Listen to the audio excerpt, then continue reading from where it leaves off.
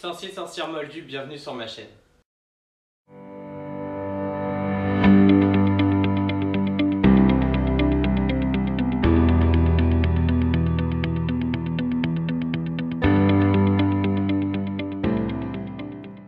Il y a quelques semaines, j'organisais chez moi une soirée sur le thème d'Harry Potter pour mes amis et ma famille.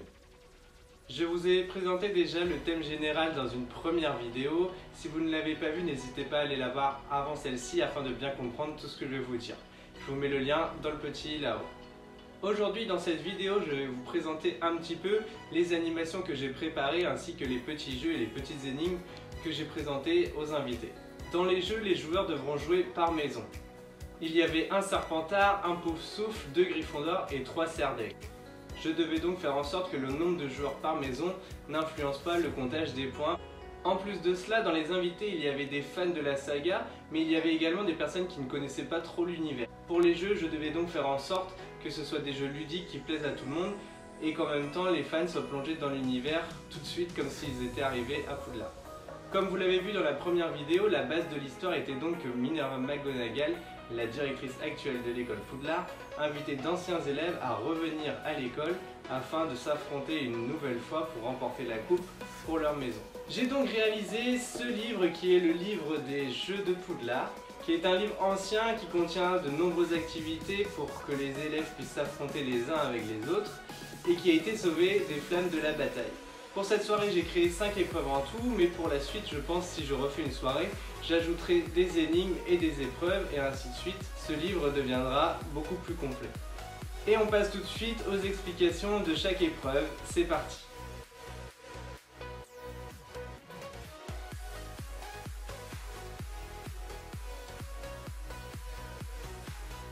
Épreuve numéro 1. Préparez vos valises. Pour cette épreuve, j'avais commandé le petit jeu Je vais à Poudlard qui est sorti très récemment et qui était à moins de 10 € sur Amazon au moment de cette soirée. Si vous ne connaissez pas, je vous le conseille. C'est un petit jeu vraiment sympa et très simple. Et en plus de ça, pour le prix, le design est vraiment très réussi. Pour ce jeu, chaque joueur reçoit une carte mâle, sur laquelle figurent 4 objets magiques. Le but est d'être le premier à récupérer tous les objets nécessaires pour compléter sa valise et aller à Poudlard. Le premier joueur dit « Je vais à Poudlard et je prends ». Il retourne alors la première carte et indique à voix haute l'objet figurant sur la carte. La carte est ensuite placée face cachée sur la table et le joueur suivant doit donner la séquence de cartes présentes sur la table de mémoire, puis piocher une nouvelle carte, la placer à la suite des autres et ainsi de suite.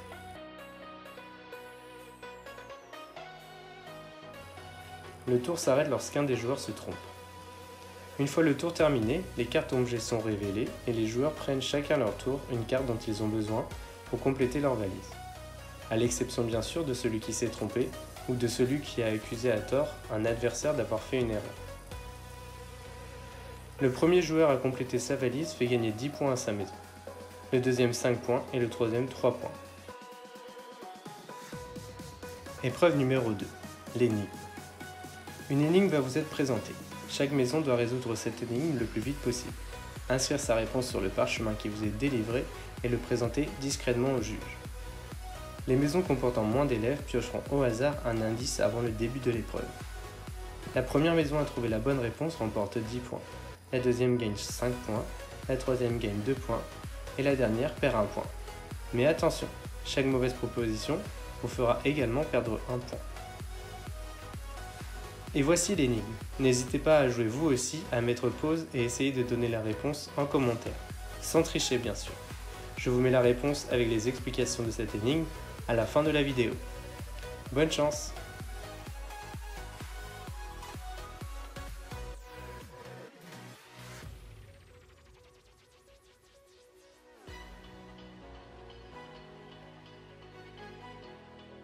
Épreuve numéro 3. Le questionnaire. Ici, chaque maison choisit une personne d'une maison adverse qui devra réaliser un puzzle et une personne de leur maison pour répondre au maximum de questions sur le thème d'Harry Potter, dans le temps que mettra la première personne à réaliser le puzzle.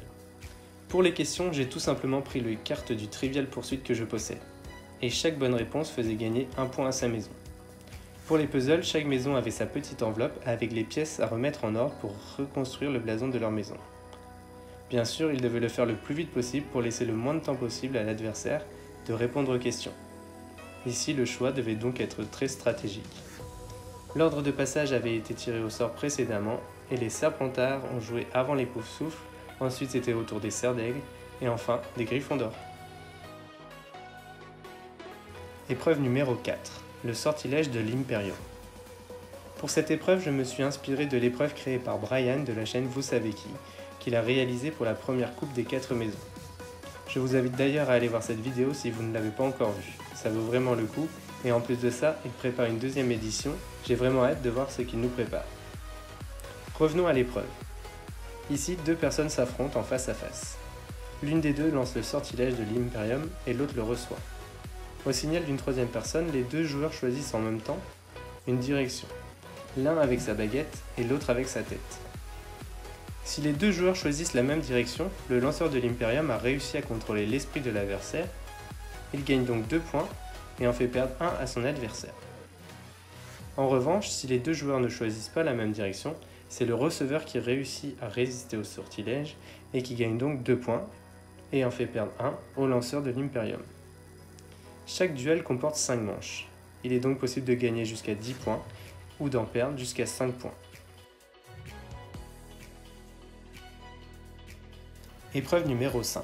Les ingrédients de potions. Devant vous se trouvent 5 fioles contenant chacune un ingrédient servant à la préparation de diverses potions. En vous aidant seulement de votre odorat, vous devrez reconnaître ces ingrédients et remplir votre fiche de résultats. Chaque bonne réponse vous fera gagner 2 points et chaque mauvaise réponse vous fera perdre 1 point. J'avais donc préparé avant la soirée ces petites fioles avec différentes odeurs comme de la moutarde, du chocolat en poudre, de la sauce soja ou encore de l'ail en poudre. Les points de la soirée étaient comptabilisés dans 4 coupes avec des M&M's qui représentaient les sabliers des 4 maisons. Pour le classement final, les Serres d'Aigle sont arrivés en dernière position, suivis des Poufsouffles en 3e, des Serpentards en second et enfin les Griffons d'Or étaient les grands gagnants en arrivant premiers de ce concours. Tous les participants sont bien sûr repartis avec un joli diplôme, leur carte de choco-grenouille et leurs points en M&M's. Ça, vous savez tout sur la partie animation de cette soirée. Bientôt, je vous sortirai une nouvelle vidéo sur la décoration ainsi qu'une vidéo sur le repas que j'ai préparé avec ma femme et qu'on a imaginé ensemble. Il ne me reste donc plus qu'à vous dire à bientôt pour une prochaine vidéo. Et bien sûr, voici la réponse à l'énigme. Il fallait trouver 40. Et oui, j'espère que vous avez été nombreux à trouver la bonne réponse. Si ce n'est pas le cas, voici les explications. Les lunettes valaient 10, ce qui faisait bien sûr 30. Les haris valaient 20. Les baguettes valaient 6. Et pour la dernière ligne, il fallait faire attention à tout. Harry n'avait pas de lunettes, donc il fallait enlever 10 aux 20 que représentait Harry. Et il y avait une seule baguette et non pas 2. Il fallait donc mettre 3 et pas 6. Enfin, il fallait réaliser la multiplication d'abord, donc 10 x 3. On trouvait 30 et ajouter la paire de lunettes, ce qui nous faisait 40.